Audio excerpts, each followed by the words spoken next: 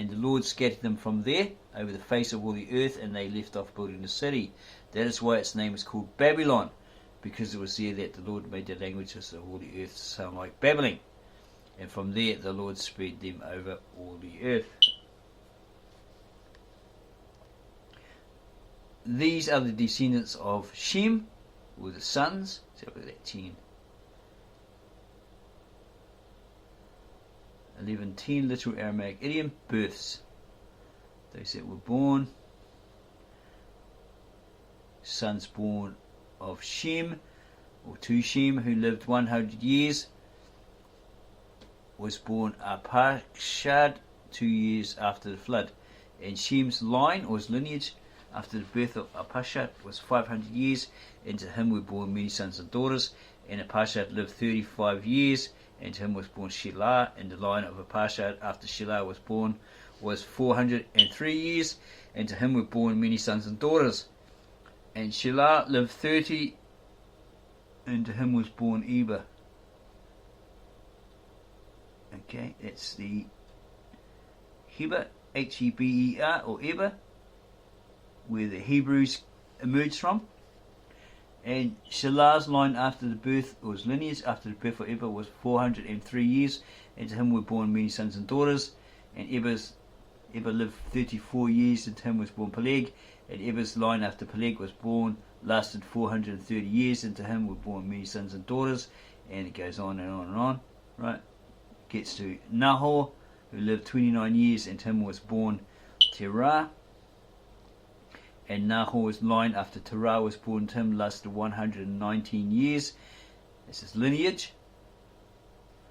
And to him were born many sons and daughters, and Terah lived 75 years, and to him were born Abram, Nahor, and Haran. Take note of this to follow.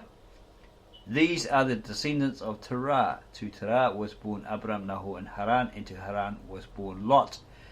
Lot, the nephew of Abraham, or Abram, okay, that was his nephew. Okay, obviously this is his uncle, etc. We'll get into that in a minute. And Haran lived during the lifetime of Terah, his father, in the land where he was born, of the Chaldees, or Chaldea. Abram and Nahor consecrated for themselves women. They took upon themselves wives, okay, or made themselves blessed, etc. Yeah.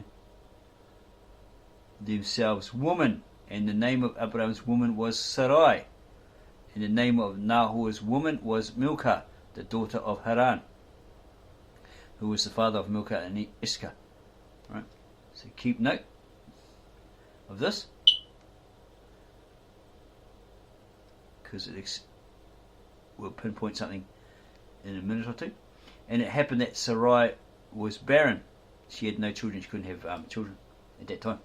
And Terah fetched his son Abram, Haran's son, and his grandson Lot, and Sarah his daughter-in-law.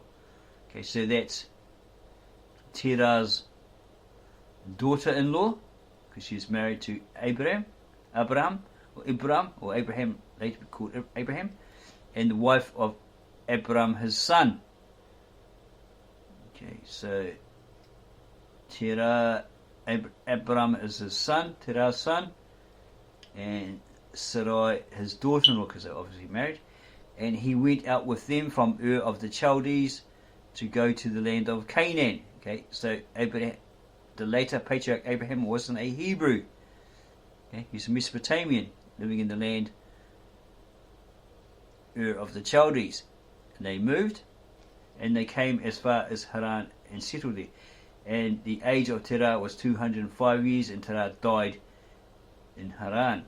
Okay, obviously named it after that region, after Haran. Right? Okay, so yeah, what we're going to point out here was something like that we came across that it's kind of confusing, but you have to like dig deep and bear with us as we try and work it out. We came across it before, that Sarai was the daughter of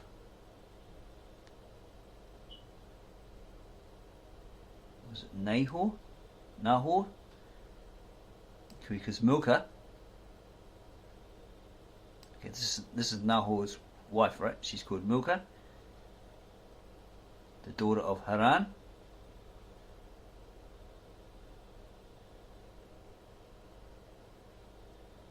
Okay, so that would be Abraham's uncle, right? Okay, so Abraham's father is. Let's get back here. To Terah was born Abraham. Okay, so that's his sons, Terah's sons. Right, so that'd be Abraham's brothers, and then to Haran was born Lot, so that becomes Abraham's nephew. Okay.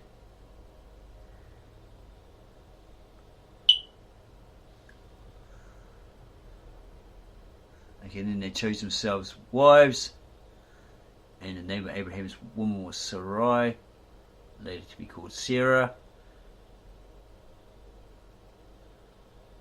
who was Sarah's parent.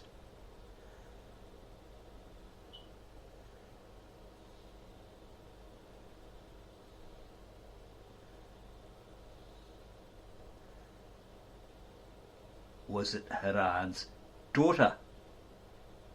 That's what we're trying to get at. She either was an adopted daughter or his natural biological daughter. If they were related, then Sarai was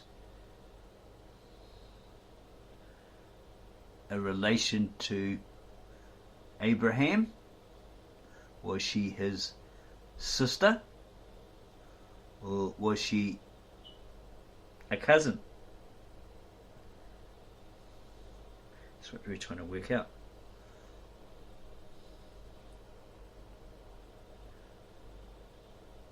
Because he goes into Egypt and he sees that all the men there, the priests, etc., who ran off to the king, the Pharaoh, and says, "Oh, she's so beautiful." And he says to them, tells them, "Oh, it's my sister," so they wouldn't kill him, right? And they were going to marry her or beat her or something. The king was. But he was warned in a dream by God, don't do that or else you'll be punished. Sickness will come upon your household, or it did. And the king worked it out, right, through his seers, etc., his people, what the cause was, that this woman wasn't Abraham's sister, but actually his wife. Yeah, so we're still trying to get our head around that. Okay. You may get it quicker than us. Okay. These are the descendants of Terah. To Terah was born Abraham, Nahor, and Haran. And to Haran was born Lot. So Lot is the nephew of Abraham, and Haran lived during the lifetime of Terah, his father. Okay, so these three are brothers in the land where he was born, Ur of the Chaldees. And these two brothers, Abraham and Nahor, consecrated or took for themselves two wives. And the name of Abraham's wife was Sarai. And his brother had a wife called Milcah, the daughter of Haran. Okay. Who had a son called Lot, who was the nephew of Abraham. So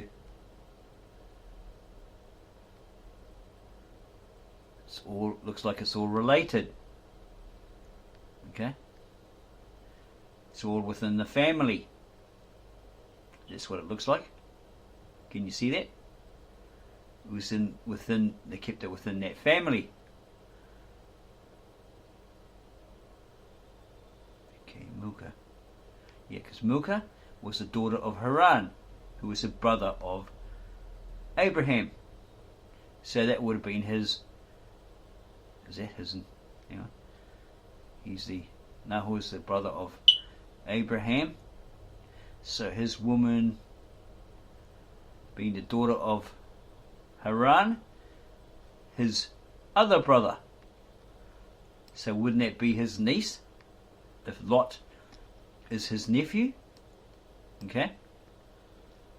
In the Sarai or Sarah, whom he married, okay, because he's the son of Terah, Haran's son, and his grandson Lot. Okay, that's Haran's son and his grandson. Okay. And Sarai, his daughter-in-law, and the wife of Abraham, his son. Yeah, it looks like they kept it in the family. Just can't figure out whose daughter Sarai was, or Sarah was, but pretty sure it was kept in that family in that age. Okay. Yeah, I'm sure further on it says that Lot was Abraham's nephew. He rescued his nephew from Sodom and Gomorrah. Okay, we'll carry on. Keep that in mind though. Genesis 12. And the Lord said to Abram, because he hadn't had his name changed yet, go from your land, from where you were born, Ur of Chaldea, because they were moving around still within Chaldea, or Chaldea, from region to region of it, and from the house of your father to the land that I will show you. And I shall make you a great nation, and I shall bless you, and I shall make great your name and a blessing. And I shall bless those who bless you, and curse those who curse you.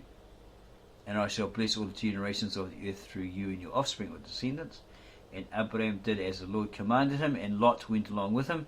And Abraham was 75 years of age when he left Haran. Okay. That's his brother, or he left that region of Haran. And Abraham fetched Sarai his wife, and Lot his brother's son, so that's his nephew, right? And all the domesticated animals that they had raised. Footnote indication. 12.5.1, literal Aramaic idiomatic construction, herd, animals, sheep, goats, cattle that they gained. So that's what they were. Sheep, goat, cattle farmers, right? And they left to go to the land of Canaan, or Canaan, and they arrived at the land of Canaan, or Canaan. And Abraham passed over the land until he came to the land of Shechem, and up to the chestnut of Moreh, and the Canaanites still lived there. And these were like pagans, etc. With their Baal worship, etc. So that it said, and the Lord revealed it to Abraham and told him, to your offspring I will give this land. And Abraham built an altar for the Lord there, and honour him, commemorate him, where this was revealed to him. And from there he departed for the mountain east of Beth El. This is the Aramaic name for God. Okay, it's not in the Hebrew-Aramaic. It's not El, because apparently the scribes scripted it wrong. Okay, because El was a pagan god of these Canaanites. And from there he departed for the mountains east of Beth El. See, this is the house, Bethlehem, right? In the Hebrew, house of God. Yeah. Okay, could translate as that. Not too sure on that one though. And there he pitched his tent with Beth El to the west, and Ai from the east. And he built an altar for the Lord there, and he called on the name of the Lord. And Abraham took up and left together with his bearers and headed south. There was famine in the land, and Abraham went down to Egypt, because Egypt had plenty, because they had brains, right? What they do is apparently the Nile River would overflow its waters and leave this black soot all over its either side of its banks. So what these Egyptians did was, because it was really good black soil, right, good for growing crops and stuff like that, they get all the people, it didn't matter what you were, artisans, a poet, a singer, a hair weaver, whatever, right? You all got together, you left your trade, you got together and you helped plant these crops, right? And then you went back to your trade, and then when it was time to reap or to harvest, they'd all get back to drop their trade, right? Whatever they're doing, their harp, whatever, and they'd go help gather it, put it in storage, okay, whether it be in those pyramids, okay, or a barn of some sort, right? And then the people would eat. They'd all come together, to do that, and then they go back to whatever they're doing. That was the beauty of that culture, right? So they always had plenty, where everyone else was, crap hit the fan. They were, lack of food. Oh, we're starving. Oh, look at Egypt. They got plenty, right? Because they had it going on. So, they basically, this is where we got our idea from for part of that scripture, prepare for the good times, for when the bad times arrive, for surely they'll arrive. I quote something like that. So we basically got that idea from that and put ourselves ahead, food-wise, power, internet,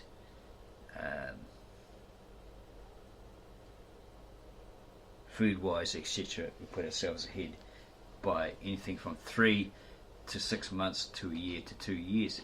So you were relieved of money worries, stress, all that sort of stuff. Yeah, in the good times we did that. Times of plenty, we had money coming in, windfalls, all that sort of stuff. So when the bad times hit, or the hard times hit, because they do hit, they do arrive, we were okay. Different power service than everybody else, power supplier, and everyone else's power goes down because someone hit a pole up the road or whatever with their car, boy races.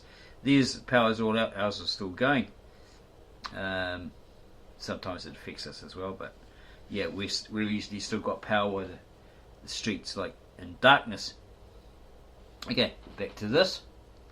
So the Lord said to Abraham, go from your land where you were born and from the house of your father to the land that I will show you, and I shall make you a great nation, and I shall bless you, and I shall make great your name and a blessing.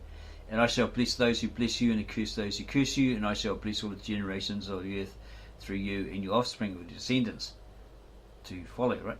And I shall and Abraham did as the Lord commanded, and Lot went along with him, his nephew. And Abraham was 75 years of age when he left Haran, that region. And Abraham fetched Sarai his wife, and Lot his brother's son, and all the domesticated animals that they had raised, sheep, cattle, goats, etc., and the offspring they had produced in Haran. Is it 12:5 to? Okay. These souls they made. Okay. Well, they bred them, so that's what it's talking about. Yeah, they bred and raised them, and the offspring they had produced in Haran. Okay, the souls they had. That sounds right. The goats and sheep that they had bred, obtained, and raised, and the offspring they had produced in Haran, that region.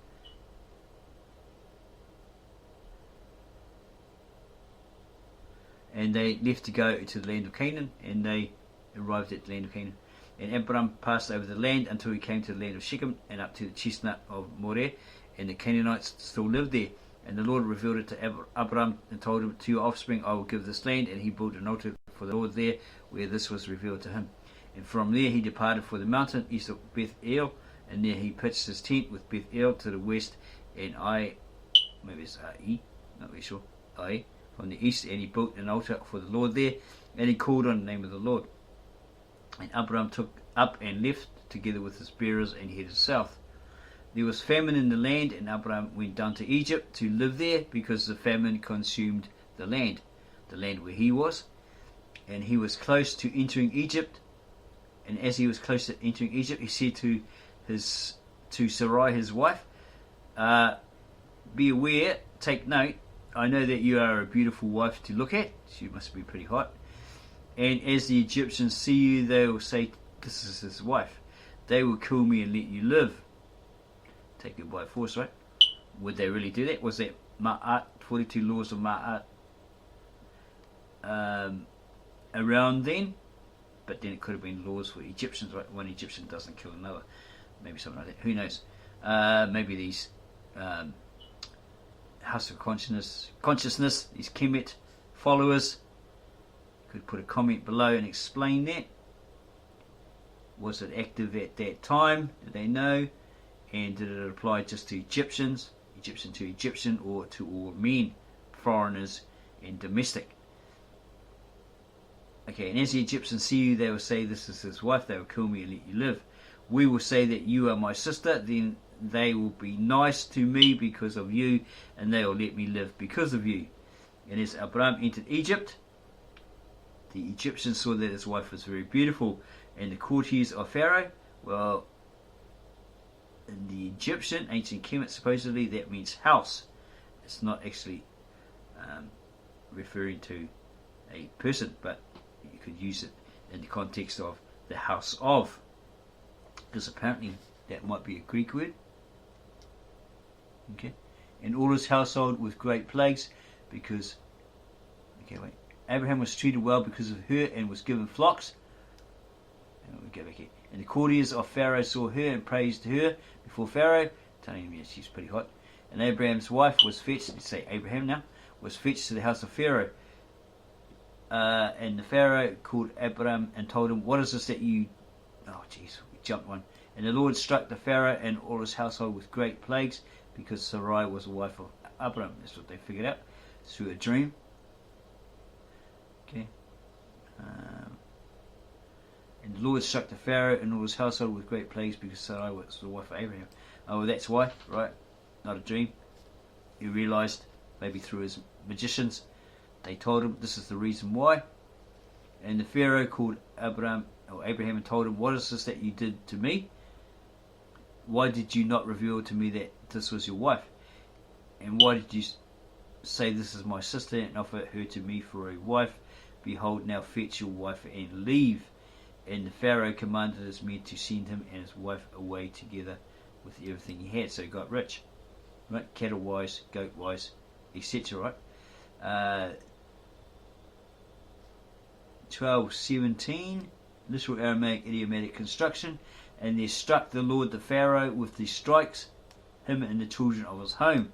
So they got hit with this plague. Okay? Because of him lying. Genesis 12. Okay, we'll look at Genesis 13 to 16. Genesis 13 and Abraham, we're going to say Abraham because it keeps getting sick of saying Abraham, getting it all wrong, whatever. And Abraham went out of Egypt.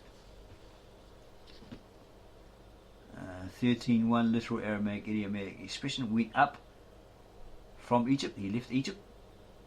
He and his wife and everything he had, and Lot with him, and headed south. And Abraham got very wealthy with flocks, silver and gold, and he took up his settlements from the south up to Bethel, up to the country where he pitched his tent in the times of old, between Bethel and Beth-ai, to the country where he first built the altar. And there Abraham called on the name of the Lord. Okay. Spoke one-on-one with God, right?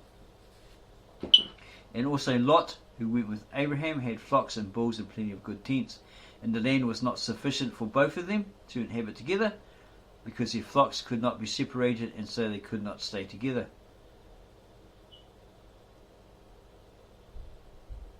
And there was talk between the shepherds of Abraham and those of Lot, and besides the Canaanites and the Perizzites were still inhabiting the land.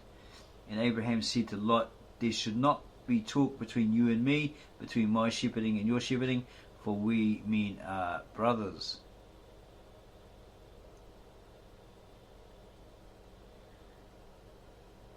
Nine. Behold, or take note, look, all the land before you, take note of the land, all the land before you, split up from me. If you choose right, I'll choose left, and if you choose left, I'll choose right. And Lot raised his eyes and gazed at all the land of the Jordan River, and he saw that there were streams everywhere. This was before God destroyed Sodom and Gomorrah. It was like God's paradise and like the land of Egypt. at the entrance of Sain. And Lot took for himself all the land of the Jordan River, and so Lot went eastward and split off as a man from his brother. So he went off and became a man, a real man, okay? And he did his own thing, separate from his brother, by the sounds of it. Abraham settled in the land of Canaan, and Lot settled in the tent villages stretching up to Sodom. So a whole lot of people pitched their tent, but we're a village stretching up, well, probably going all the way up to Sodom. The men of Sodom were wicked and bad sinners before the Lord. Yep, as we'll soon see how bad they were. And the Lord said to Abraham after Lot split up with him, raise your eyes and look at the land you are in, to the west and to the south, to the east and the north. Or in other words, look in all directions, right? Because of all the land that you see, I give to you and your offspring to the end of time. End of the universes of universes, or to the end of the world, right? Basically. 13:9. Note, Abraham acted unselfishly and allowed God's will over his will. There's more we could look at. Okay.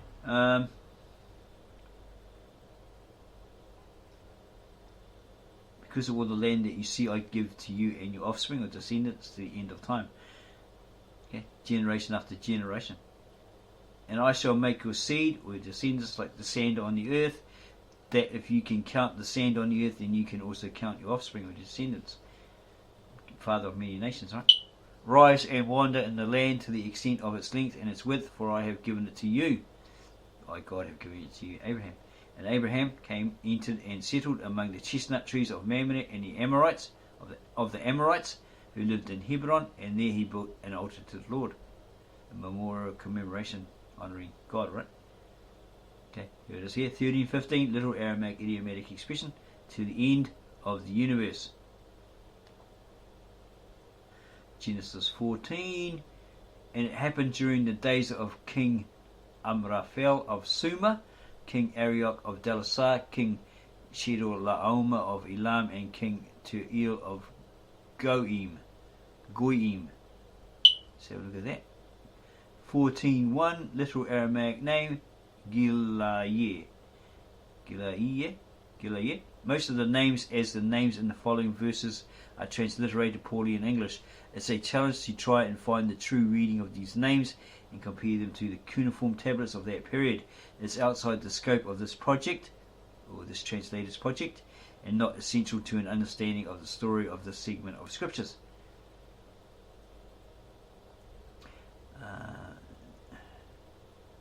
That these kings made war with King Breetah of Sodom, King Bersha of Gomorrah, King Shinab of Admah, King Shemember of Zeboim, and King Bala of Zoar. All of them gathered in the basin of Sodom, in that sea of salt. They all gathered for battle. For 12 years they were under the command of Chedorlaomer, and in the 13th century they were mustered, gathered together. And in the 14th year there came Chedorlaomer and the kings with him, and struck the giants in the outlying villages of Naim and its inhabitants, the village districts of Shoah. There were giants, okay, in the outlying villages roaming around by the looks of it. Or were they like huge, powerful lords or something like that? It seems like there might be giants. It hasn't got no footnote there or anything like that, but we just assumed they were still giants running around. And in the 14th year, and blah blah blah, giants. And he conquered the Hurrians of the mountain up to the chestnut tree of Paran in the wilderness. And they turned back and came to Ain Dainar. What does that mean? 14:7:1, literal Aramaic name, retained, Mishpat. That is Kadesh. And they fought all the chiefs of the Amalekites and also the Amorites who settled in Ain Gad. 14:7:2, literal Aramaic name, retained, Hazazon Tamar. So this man, Victor Alexander, has really done his homework, his research, right, to retain those ancient names. And there went out the kings of Sodom, and the king of Gomorrah, and the king of Admah, and the king of Zeboim, and the king of Bela, and of Zoar. All of them made war in the basin of Sodom with Chedorlaomer, king of Elam, Tarub, king of the Goyim, Raphael, king of Sumer, and Arioch, king of Delasar, 4 kings against 5. And the basin of Sodom was inundated with tar pits. It was covered in that, right? Yeah. It was like, there's so many of them, right? It's just like littered with it. With the tar pits, right? Hot tar pits, probably. Tar pits. 1410. This is 1472. 1472.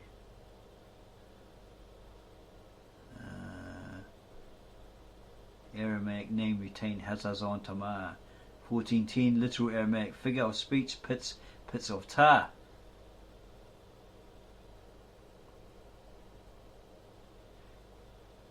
Okay, and the king of Sodom and the king of Gomorrah fled and fell there.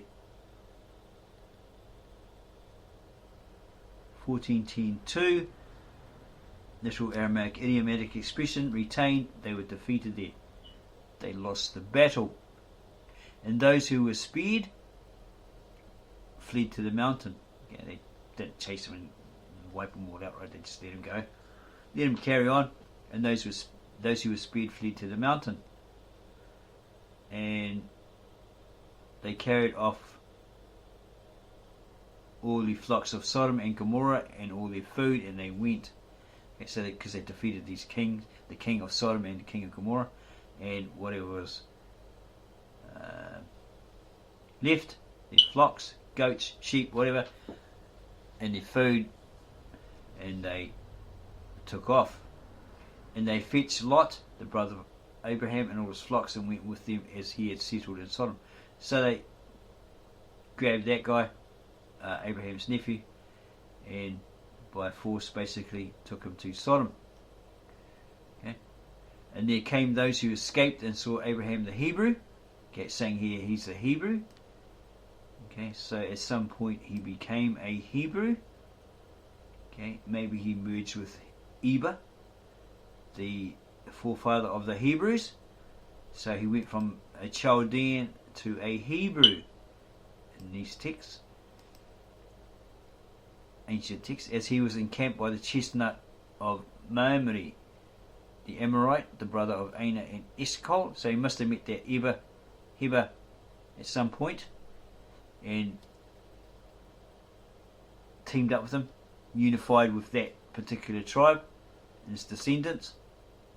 Okay, he encamped by the chestnut of Mamre, the Amorite, the brother of Anah and Eshcol. They were the allies of Abraham. They were like pals, buddies, you know, in allegiance with him. Okay, allied with him. Where's that? It's 13. Literal Aramaic idiomatic expression, husbands of Abraham's stance. Yes, so it's like they're unified. Husbands in that sense wouldn't mean that they married him. Okay, it's all to do with husbandry. Define that word and you'll understand it fully. It's nothing to do with men marrying each other or men marrying Abraham. Okay, where were we? Yeah, they became unified under him, right? Loyal to him. And Abraham heard that his brother, okay, it's his brother now. Okay, well, a brother in God-wise, right? But he's actually his nephew. Pretty sure he was his nephew. Well, I think that's what it says in the modern, Americanized modern Bible version. We'll just have a look. It's Genesis 14. Because spending years of reading this and being taught, you know, from the English Bible, what supposedly happened. Okay, we'll have a look here, see what it actually says. Using the New King James Version because it's in modern English and would be understandable, rather than a KJV 1611 or 68 version reprint. In Shakespeare or Romeo and Juliet speak. Okay, so look, 14. Okay, I went too far again. Too far ahead. These are old pages, these real thin rice paper type pages. 14. Where did it say it was his brother?